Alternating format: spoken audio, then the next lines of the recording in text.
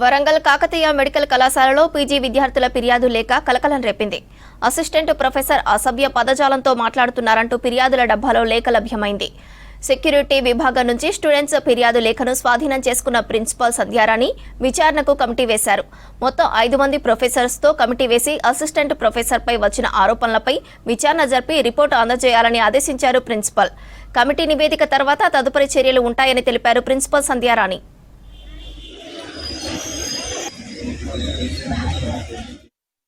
PG చేస్తున్న students ఒక complaint ఇవ్వడం జరిగింది. ఒక ఫ్యాకల్టీ మెంబర్ తమని కాస్త ఇబ్బందులకు గురి చేస్తున్నట్టు, అనుచిత వ్యాఖ్యలు చేస్తున్నట్టుగా మాకు కంప్లైంట్ రావడంతో విచారణ కమిటీని కాన్స్టిట్యూట్ చేసి సీనియర్ ప్రొఫెసర్స్ ఒక 5 మెంబర్స్ సీనియర్ ప్రొఫెసర్స్తో కమిటీ ఫామ్ చేయడం జరిగింది. ఇంకా విచారణ జరుగుతుంది. ఆ రిపోర్టు 1-2 రోజుల్లో అందే అవకాశం ఉంది. దాన్ని చూశాక, రిపోర్ట్ చూశాక నిజానిజాలు చూసి ఆ తర్వాత తదుపరి తగు చర్యలు తీసుకోవడం జరుగుతుంది.